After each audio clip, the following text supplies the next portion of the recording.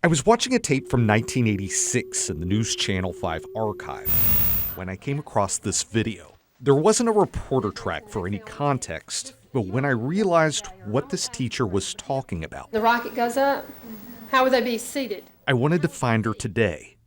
Carolyn Dobbins. I was pretty well convinced that I had put it aside, but oh, was I wrong? How do I feel at this moment? I can talk about it. I'm glad I have not broken down in tears. Growing up in Eagleville, Carolyn had big dreams, but the thought of space travel was just too big. Untouchable as far as I was concerned. But she watched historic moments with fascination, things like the moon landing.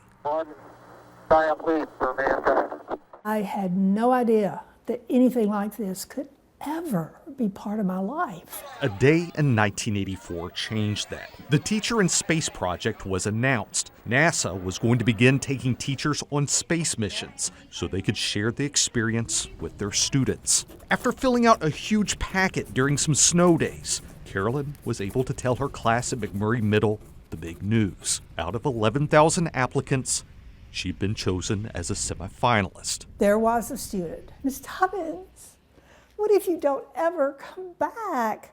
And I said, oh, I'll be back. Ladies and gentlemen, the President of the United States. Thank you. Carolyn was among the semifinalist teachers invited to Washington, D.C. to be interviewed by a panel. We all felt we would be the ones chosen. The teacher who was chosen was Krista McAuliffe, a social studies teacher from Concord and mother of 2 children.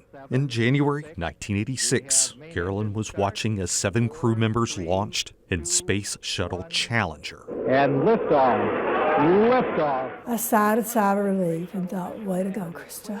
You are there. And then Carolyn turned the TV off. Within seconds, the phone rang. It was a friend. I said, isn't it great? The shuttle has gone.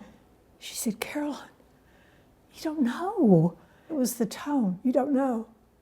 I just put the phone down, flipped on the TV, and there it was. Already, the footage was going of the explosion.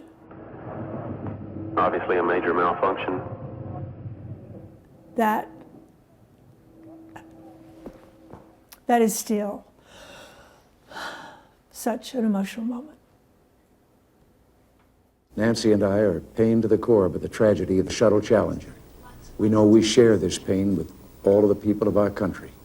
This is truly a national loss. Flags were lowered at the state capitol while resolutions were passed honoring the astronauts. Then Governor Lamar Alexander announced a scholarship fund in honor of Krista McAuliffe, Whose enthusiasm for her mission reached every classroom in America. It was then this visit happened to Carolyn's classroom. What's striking is in this visit, I would like to go into space. Carolyn wanted to try the Teacher in Space project again. It was my love of students. It was that same desire to inspire them. What about your teacher? If she has a chance to go up again, would you want her to? No. Carolyn taught for Metro schools for 28 years and at Brentwood Academy for another 23 years. Carolyn is again sharing a moment in history. Always a teacher. I have both gratitude for the life I have been allowed to live and also such deep respect for the families of those 7. I'm Boris Sanders, News Channel 5.